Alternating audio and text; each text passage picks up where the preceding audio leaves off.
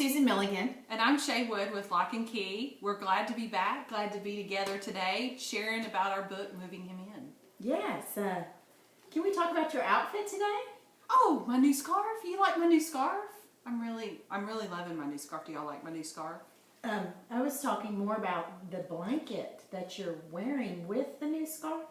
I don't really see what you're seeing, so I think we should just move on to chapter 2. Chapter 2. Okay, so like Shea said, we're going to be discussing chapter 2 of our book, Moving Him In.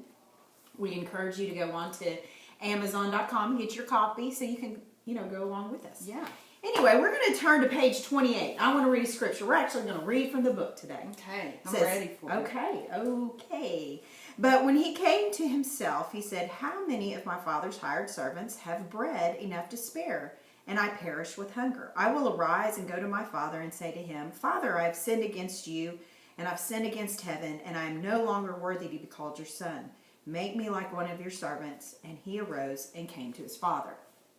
So, for those of you that might not be familiar with this is the story of the prodigal son. But what I want to point out is the name of this chapter is a place to come to the end of yourself. Coming to the end of yourself. Coming to the end of yourself. And that particular prodigal son had a moment where he said, I came to myself. But what I like about this Where particular... was he, though, when he came to himself? Do y'all remember that? Well, he was eating with pigs. He was eating what the pigs ate. And, pigs eat everything. Well, see, what he had done was he had gotten his father's wealth, squandered it on women and partying. And he was eating with the pigs. And he was eating with the pigs. So then he decided, well, look, I'm going to go back to my dad. I'll at least be a servant. But he had this idea of what it meant to come to the end of himself. Right. He decided, I'm going to come to the end of myself. This is what I'm going to do, and Dad's going to agree to it. But by the time he got there, his father was so happy to see him. None of what he imagined happened. He got full restoration back into the family. He got his ring, his robe, everything. They got a feast. The best lamb or calf, whatever they killed back then. But anyway, the point is, when you come to the end of yourself, you don't know what that's going to look like. It's just something we all have to do. We all have to quit trying to do stuff in ourselves.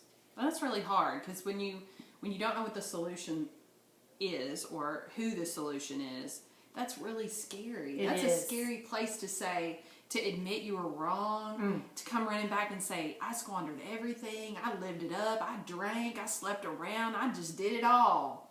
And now I'm back to be like, oops, I'm sorry. That is some vulnerability that I'm not familiar with. In the solutions chapter, the last chapter, the first chapter of our book, the solution is Jesus. But we talk about muck. Right? How you wear it around like a shroud or a nice little blanket. It's cozy that you can cover up with at night, and you think nobody else notices, but sometimes it's obvious, isn't it?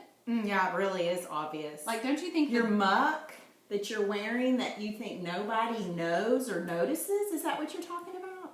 Yeah, because I was referring to the prodigal son. Don't you think people around him knew what he was doing, and it could see so blatantly, that he was, he had unforgiveness, and he was just living full of himself. Maybe even had some other things in his life. I know I've dealt with things in my life that I carried around. Guilt and shame are some of those things that you carry around like a comfy new scarf.